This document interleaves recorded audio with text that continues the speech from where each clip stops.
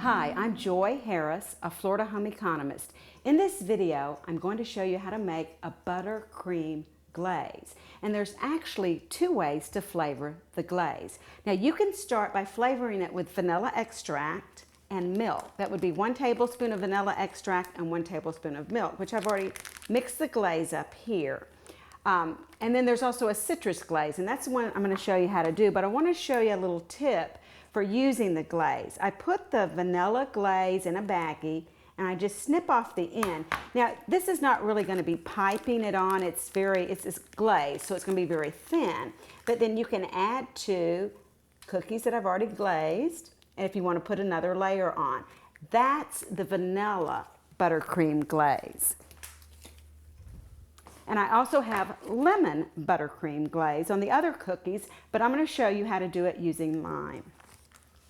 So you need 2 tablespoons of liquid, and I'm going to use lime juice. So I'm just going to cut my lime in half. I love this little gadget here.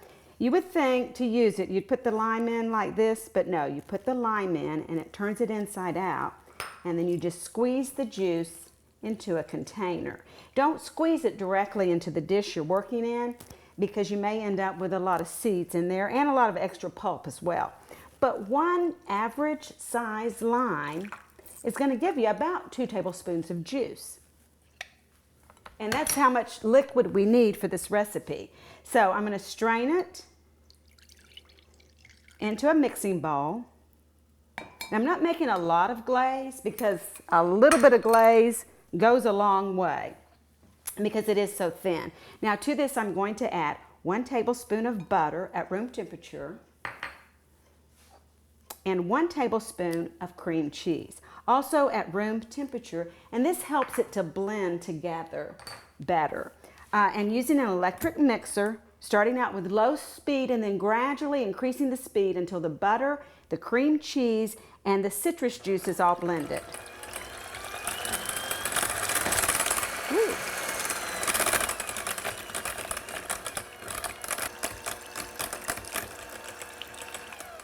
Takes about a minute. Now it's not completely blended in there, but when I add 1 cup of powdered sugar and blend it again, all the ingredients should be nicely blended.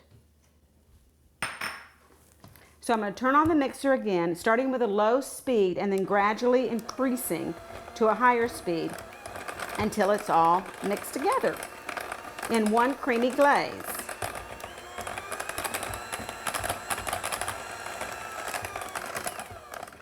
Now, as you're cooking or as you're making this, if you see there might be some powdered sugar stuck to the side, you probably only have to do this about 1 time because it blends together rather quickly. So scrape down the sides. 1 more quick blend. And then one trick that I use whenever I'm working with citrus, if it's frostings or this glaze, I like to add, if I'm using lemon and lime, I add 1 drop of food coloring, yellow to the lemon glaze, and I'm going to add just 1 little tiny drop of green to the lime. That just lets people know what they're eating. And so, because the citrus may tend to taste similar, by putting the food coloring in it, it helps you know which one you're getting.